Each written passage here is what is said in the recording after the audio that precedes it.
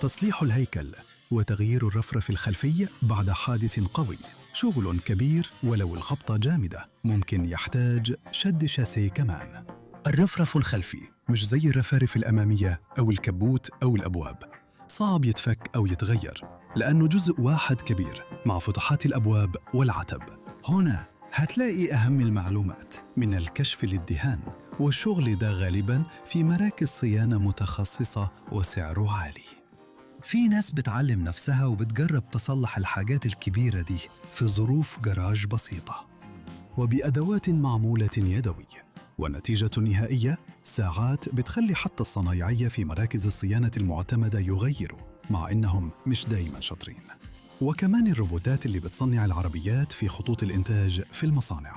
عشان كده هخصص الفيديو جاي على قناة بيسنيا شيكوسياكا للشخص ده. القناة مش بس بتشرح تقنيات البناء الرخيص، لكن كمان بتمدح الناس اللي بتتعب وبتشتغل من غير كسل، من غير وسيلة نقل شخصية صعب تبني برخص. كل حاجة مرتبطة، عشان كده هنتكلم عنهم بالترتيب. أهلا بكم يا جماعة. أهلاً. اسمعني كويس. على الأقل حطوه على البالتة. أيوة، كل حاجة تمام. العربية اللي اشتريتها من شهرين وصلت، بس في مشكلة بسيطة. الرفرف الخلفي شمال، الباب، الإقصدام والعجلة اتشالوا مع جزء من العفشة، وأكيد فيه تلفيات تانية مش باينة. عشان كده أول حاجة لازم نعمل فحص دقيق ونشوف حجم المشكلة قد إيه.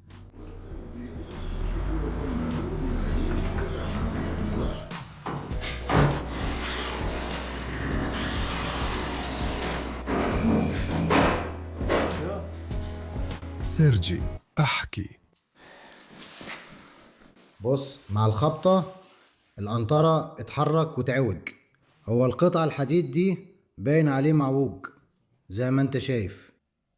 رفعت فردة الشاسيه هنا اترفعت، يعني كده. هنا اترفعت، هنا نزلت. ايوه، وحركته ناحية اليمين ده، وفي نفس الوقت القنطرة حركت فردة الشاسيه اليمين. ايوه يعني كسرت القنطرة فردة الشاسيه الجانبي وكل اللي حواليه. الرفرف ارتفع لفوق، اتكسر، ولسه مستغرب ازاي الازاز استحمل. والناحية دي كمان على ما اظن التقوية خدت فردة الشاسيه معاها في نفس الوقت. وفوق كمان اتكسر شوية، الرفرف اتكسر. ده عجين هنا صح؟ وده إيه؟ ايوه، عشان الشنطة اوطى من الرفرفين. ممكن يكون في بروز هناك. دلوقتي الشباب هيجوا وهيبدأوا يقطعوا. عادة هو بينط المهم ما يتكسرش بس. ومع ذلك اتطبق. أبعاد العربية كلها لسه مش واضحة صح؟ ايه اللي هناك؟ كله بيركب لحد دلوقتي. المقاسات والحاجات دي هتبان في الاخر، مش قادر اقول حاجة. طيب ممكن نصلحها؟ كل حاجة ممكنة، بس المشكلة الأكبر تثبيت العربية على الزرجين، لأن فعليا مفيش حاجة نربطها فيها. نوزنها يعني مش مهم على المستوى. نشد كل الحاجات دي، كل اللخبطة دي، عشان نفك كل الأسلاك اللي مقطوعة، الأسلاك، وخلاص ونبدأ نسحب. لو في قطعية مش لازم نحافظ عليه، ده رأيي. كله كده، لو حافظت عليها العربية هتبوظ. لما تبدأ تتشد صح؟ أيوة. صراحة أنا مش عارف نوع المعدن اللي هنا. لو شدينا ممكن نحتفظ بحاجة، بس لو في قطعية ليه نعمل كل ده؟ نوفر فلوس؟ إيه اللي هيحصل؟ احنا بنحاول نوفر لكم فلوس بس علشان يتعمل أحسن من المصنع وبسعر رخيص. كده هيبقى كده. مش عارف ازاي رخيص بس احسن من المصنع؟ بقول لك مهما حاولت أشد، الناحية المضروبة عندي بتطلع أحسن من السليمة. لازم نفتح ورشة تظبيط حوادث. يعني يا غبي، ليه؟ عشان الأمريكان؟ طيب كمان بإهمال. الإيطاليين بيعملوها أسوأ بس بشكل جميل، بس مش موثوق فيها، شكلها حلو. بس مش موثوق فيها، وده جزء من القنطرة. أيوة. طيب حاجات بسيطة. وده مسمار الميزان، صح؟ ده الماس. أيوة صح صح صح. لازم المقص ده. بس المساعد تقريبا سليم بشاكوش كبير. لازم نركبه تاني. دي طبعا كانت هزار، لازم نشجع صاحب العربية السعيد. كمان الشكمان اتأذى شوية، بيتفك ظهر الصالون وبيتشل فرش الشنطة. واضح إن الخبطة كانت جامدة، ولازم الفني يتأكد إن مفيش أجزاء تانية من الشاسيه اتأثرت غير العلب الخلفية.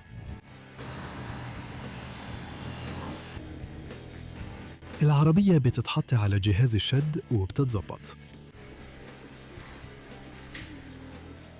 ده مسمار كويس، كان لازم يتحط من الأول. شايف فاضل منها قد إيه؟ أهو في فتحة. ايوه.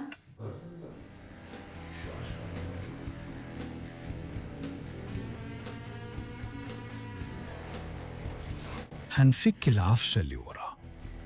الزجاج اتشال بسرعة. العفشة اللي ورا اتفكت مع القنطرة. قررنا نستخدم جزء من هيكل عربية تانية كقطع غيار، عشان كده اشترينا ربع العربية.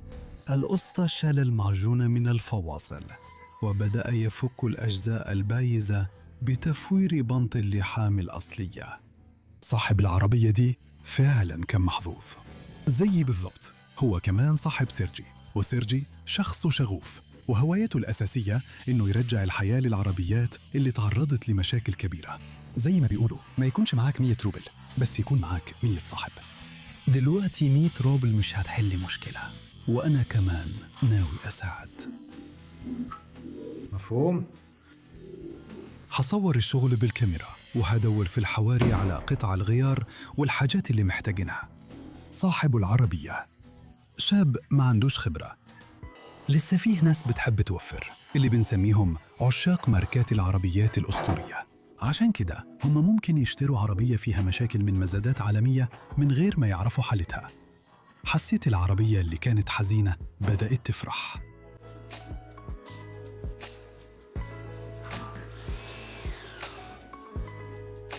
المغامرين الجداد قليل لما بيخططوا لخطوتهم. في اللحظة دي وصل القنطرة الخلفية والمقص الكبير. عشان يوفروا اشتروا قطع الغيار مستعملة بس كانت بحالة كويسة. العربية اتسحبت من الجمارك واكتشفوا إنهم لازم يستنوا شهور لدورهم في ورشة السمكرة والدهان. ومع وجود مشاكل في قطع الغيار، صاحب العربية دي كان محظوظ. العربية على طول من الجمارك دخلت على زرجينا، عمولة عند سيرجي اللي هو سمكري علم نفسه بنفسه وصنع الجهاز ده بإيده من حديد قديم.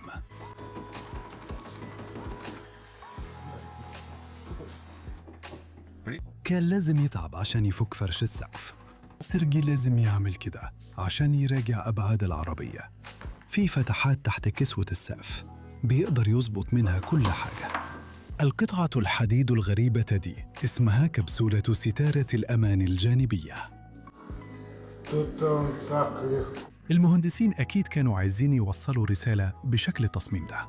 غير اللحام النقطي، أجزاء جسم العربية الحديثة متثبتة كمان بلزق خاص. قوة اللزق بتقل بالتسخين الشديد. الرفرف اتشال. في الشغل الفني بيستخدم هيدروليك مخصوص بيضاعف القوة. بالهيدروليك يقدر يقطع الحديد زي الروبوت. وأساسيات العربية اتفردت وتعدلت. رغم إن الأجزاء اللي اتضررت هتتغير بسليمة، لازم الأول تتفرد وتتسحب. لو ما عملناش كده أجزاء العربية الجديدة مش هتركب صح والشغل كله هيبوظ. العربية ممكن تفضل معوجة عشان كده ما ينفعش تتوقع تصليح كويس وجودة عالية للعربية اللي فيها التلفيات دي من غير استخدام جهاز الشد. جهاز الشد ده إطار حديد كبير سيرجي ثبت عليه العربية. في المرحلة دي حسينا إن المعلم اندمج زيادة عن اللزوم في فك جسم العربية. من معدل ده العربية هتتفكك بالكامل قريب. المعلم حاس بقلقنا وشرح لنا بسرعة ليه العربية متفككة؟ عشان واحنا بنشيل الجناح الدعامة اتعوجت واضطرينا نفكها بالكامل. وفينا تقوية. ايوه اضطرينا نفك كل حاجة وخلاص عشان نجمع جزء واحد نلحمه ندهنه اساس نحط السيليكون بعدين الجزء الثاني بعدين الجزء الثالث وبعدين نركب الرفرف. قبل ما نركب الرفرف لازم نخلص كل حاجة هناك ندهن ونحط السيليكون عشان ما يصدش بعدين. وعشان الصدأ بنحب الحاجة ما تصديش. 15 سنة على الأقل، فهمني؟ المهم هات لي سيليكون أصفر ويستحسن يكون رش. ايوه كام؟ 3 علب؟ ايوه يمكن اقل حاجة. تمام هحط السيليكون في كله. ممكن تشتري لز. ها سوبر جيرو. لا لز اخضر مخصوص. يعني زي ده كده صح؟ أيوة. انا سمعت انه موجود في BMW. ايوه هناك في انبوبة صغيرة. الانبوبة الصغيرة دي تمنها يمكن اكتر من $100. يبقى هنلزقها على لزق سريع صح؟ مش عارف، هنشوف هنعمل ايه. أنا جبت الحاجات اللي محتاجينها وتطوعت أجيب قطع الغيار للتصليح. رتبت كل حاجة في الجراج وراجعت الأرقام بهدوء عشان أطلب بس اللي محتاجينه، لأن قطع العفشة بتختلف حسب الموديل. كده بيتم عزل الشاسيه من جوه. الشغل عند صاحبي ماشي كويس، في شوية لقطات هو صورها بنفسه. في المشاهد دي لسه مغيرين جزء من فردة الشاسيه الخلفية الشمال. من وجهة نظري الشغل ممتاز. وبين الشغل سيرجي كمان قرر يصلح باب ألومنيوم. الدور على تصليح قطع الألومنيوم في منطقتنا طلع أكتر من شهر. سيرجي كان دايما بينجح في أي حاجة بيجربها، وعشان كده كان حظه حلو. دي أول تجربة لتركيب القطع الجديدة. فين؟ أيوة. خلاص أنا عرفت.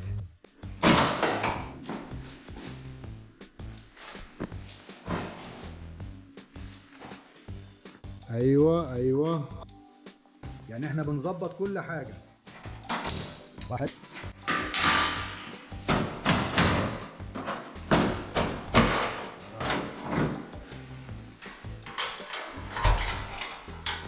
هنحاول نعمل أحسن.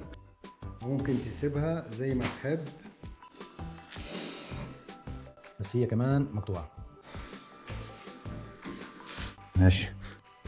بعد البروفا الصنايعي فهم إنه علشان يوصل للنتيجة المطلوبة لازم يكمل فك جسم العربية. أجزاء الربع الخلفي اللي اشتريناها كانت بتسمح نكمل الفك. القطعة اللي بيركب فيها الفانوس الخلفي طلعت كمان متعوجة وبتحتاج تتغير. ما كنتش عايز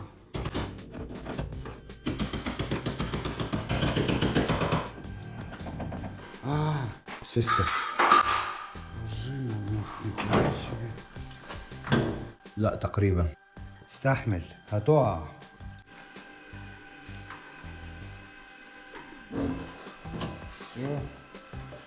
طيب كله جاهز.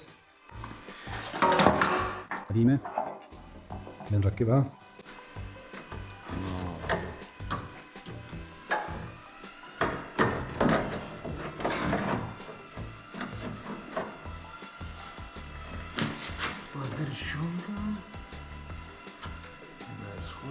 تظبط.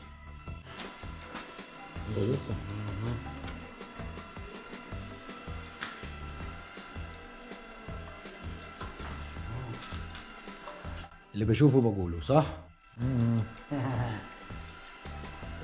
ازاي نثبت ده؟ النهارده يا راشد لازم نفك ده وده وكل الحاجات دي نشيلهم، وبعدين نفك كل اللي جوه ده كمان. طب ممكن نتنيها شوية؟ نجرب. أكيد. عشان أكيد. مش لازم نغير العربية كلها يعني. فكرة كويسة إننا نجمع أكلنا عشان الحشرات. ستانلس ستيل يعني مجلفن. إيه نسيبها؟ مش عارف. تغيير الرفرف. كان باين إنه المايسترو فرحان بشغله. بالضبط. الكلمة الإيطالية دي هي اللي بدأت أقولها على سيرجي لما شفت طريقته في تصليح العربية الرياضية الإيطالية دي. السيليكون في كل حتة. مايسترو يعني الأستاذ، والوصف ده فعلاً عليه. باقي أجزاء الهيكل اللي كانت متضررة شوية كان ممكن تتصلح من غير تغيير، وبنشوف لقطات صورها المعلم بنفسه. أيوة فعلاً مش بيبخل في استخدام الفيليتو، وده كويس. نشوف الخلصات كويس. الباب تصلح. ألومنيوم تقريبا. تمام. قرب نوصل. الموضوع بسيط وواضح صح؟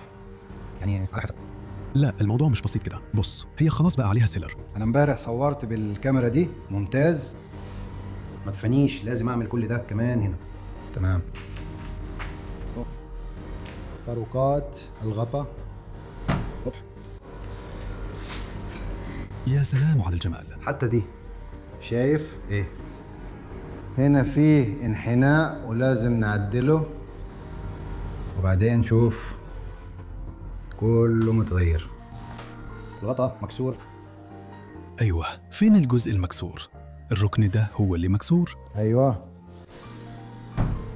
طيب أيوة ونعمل إيه؟ نعدل نظبط الدهان هيتشقق. يعني انا شايف لو هيرش كل حاجة يبقى يرش الغطا كمان عشان اللون يظبط. واضح؟ ايه دي هنرشها. هنا بنرش الباب. ايوه. بنرش الباب؟ أيوة. وطبعا هنا كمان نص العربية مستريح. أيوة. يا نهار أبيض. دول نرشهم. طيب ده مفهوم. اهو الفريمات دي نرشها خلاص. كل حاجة بنرشها. وكمان السيليكون، يعني هنا برضو في سيليكون. ده مش كفاية، لازم ازود. إحنا بنشوف دلوقتي تجربة تركيب الرفرف. هظبطها واشيل الحاجات اللي هتتصدر. الحاجات اللي هتتصدر. حاجات كده يعني. عارفين هناك في ايه واللي بايظ ورايح فين. محتاج كشاف، مش عارف ليه. اوديه فين، هنا ولا هناك؟ ازاي؟ المفروض هناك على النافورة.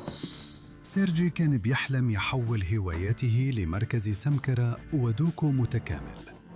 هو محتاج ناس زيه متخصصين في الدهان، ولو حد عنده رغبة بس مش خبير المعلم ممكن يعلمه. نفسي حلم صاحبي يتحقق بسرعة، عشان كده هسيب إيميل سيرجي تحت الفيديو عشان ما عندوش وقت للسوشيال ميديا. جوميل والمناطق حواليها فيهم صنايعية كفاءة. سيرجي شايف فرص الشغل هنا كتير، بس اشتغل سواء للفلوس أو الإبداع.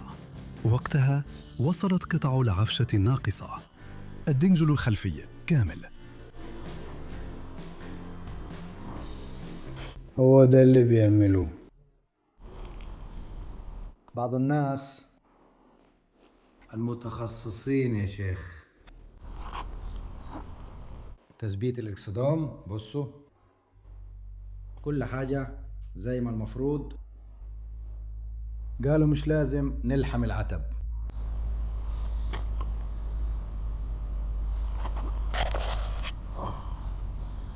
العتب تقريبا سليم.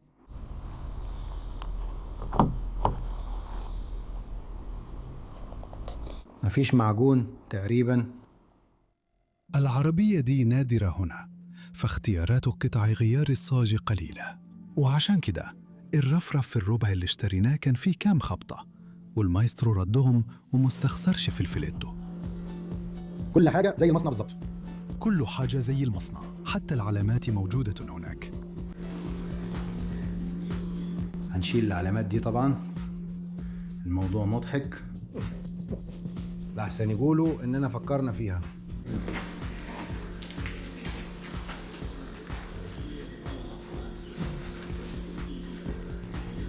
القنطرة أفضل من الجديد. بس انا فعلا شلته من هناك، يعني انت كمان. سيرجي عمل معالجة قوية ضد الصدأ ورش القنطرة اللي كان مستعمل شوية. جميل صح؟ دلوقتي شكله أحسن من الجديد، وإن شاء الله أتأكد من جودة شغل 100% في مركز الصيانة قريب. حنسحبها بسبوتر.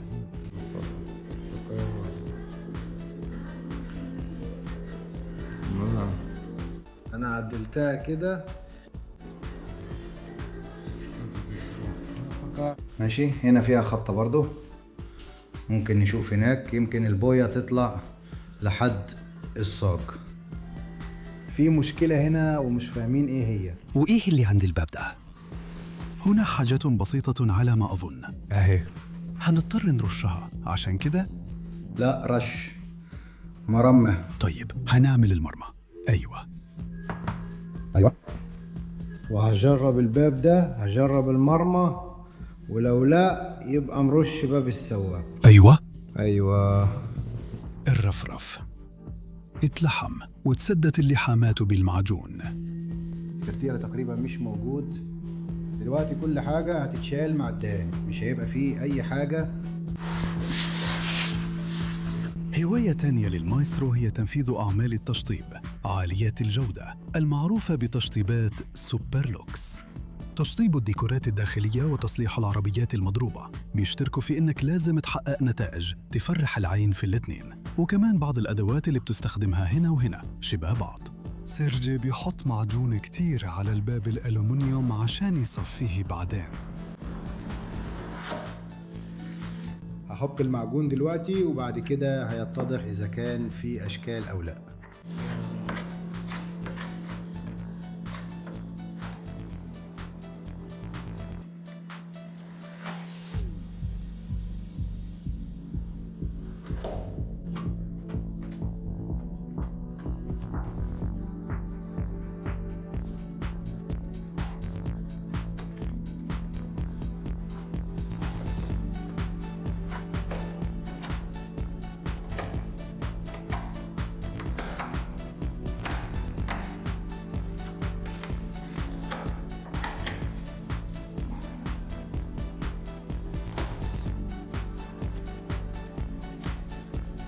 شوية بس لازم.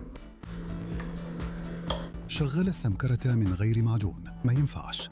أهم حاجة في الشغل الكويس إن المعجون يكون قليل، كده كل حاجة هتعيش وتبقى مضمونة.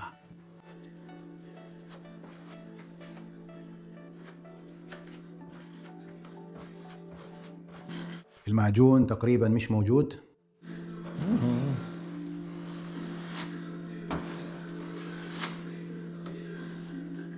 الصنايعي بينقل بسرعة بين الشغلانات. الأدوات اللي صنعها بنفسه شكلها كأنها من عالم بعد الكارثة، وبتعمل معجزات في إيد المعلم.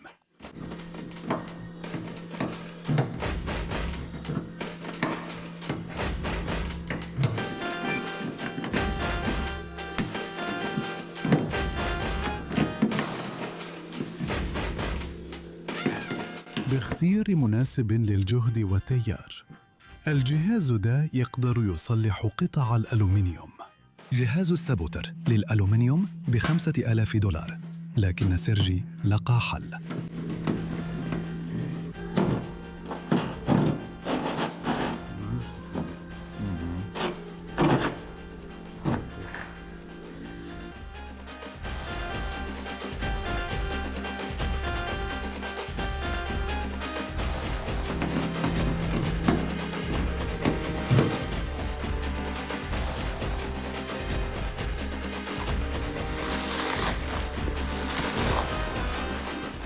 Так, лючок приехал.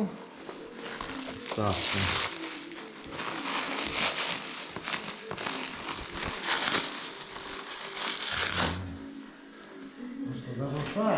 وأخيراً وصل لنا الفانوس الخلفي اللي من غير تجربته ما كانش ينفع.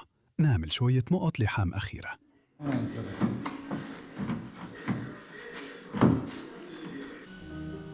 باب الألومنيوم اتظبط واتحط عليه برايمر، وكمان ادهنت أول طبقة على الأجزاء الخارجية اللي اتصلحت أو اتغيرت في العربية. أنا شايف إن حظي كان حلو، إن اللي اشتغل على ترميم العربية كان صنايعي شاطر ومتمكن زي ده. هو كمان شاطر في شغل السمكرة والدهان، وكمان فاهم كويس في العفشة.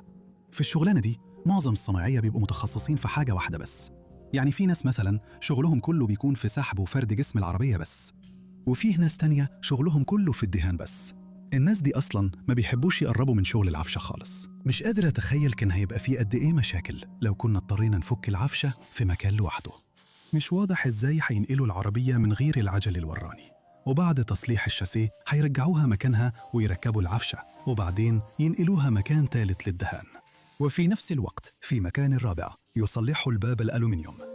المتخصصين عندهم طوابير ومزاجهم مختلف، وكانت أعصابنا هتتعب جدا.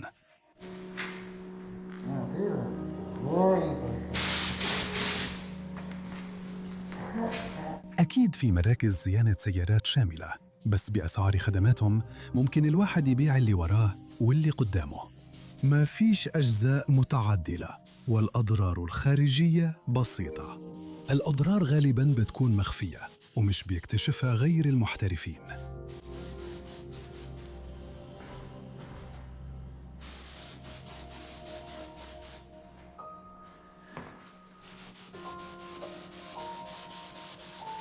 مايسترو مبسوط من شغله. البرايمر الفاتح أظهر شوية عيوب بسيطة، ومايسترو شايف إن درجة الأبيض تحت الإكسدام مش فارقة. هنظبط اللون، قعدت أظبط فيها كتير عشان يبقاش ملخبط. إزاي يعني كده؟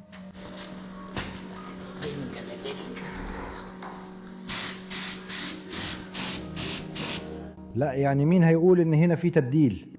بالنسبة للون بتحس كل واحد وانت ماشي. وكمان فين هتحط الدواسة دي؟ أنا أصلا مش شايف أي حاجة. اتصلحت العيوب على الباب.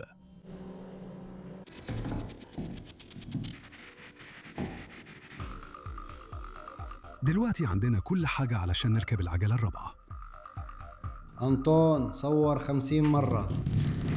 العربية بدأت تفرح قدامنا، وظهر نور في آخر النفق، فصاحب العربية المغامر تحمس. في رأيي لا، مفيش تجهيزات، دي بس أسلاك زيادة.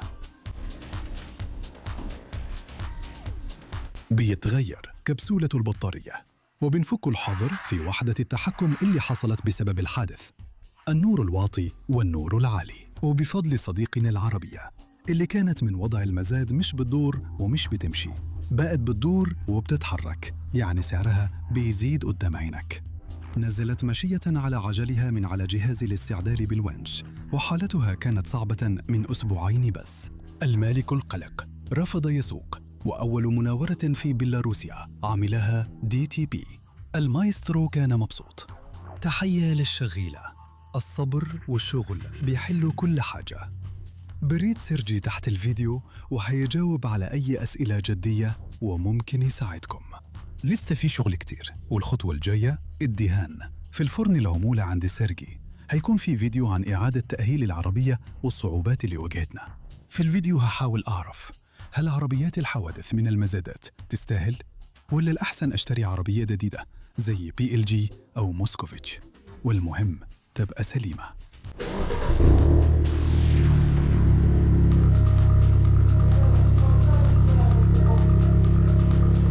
العربية اشتغلت، مش هنمشي بيها دلوقتي، بس احنا كده جاهزين نتحرك. اعملوا لايك واشتركوا في قناة بسنياجي كوسياكا، وحساباتي على دزين تيك توك وإنستغرام، الروابط تحت الفيديو. اضغطوا الجرس وهعرفكم بكل جديد، ويعم السلام على العالم كله. شكراً.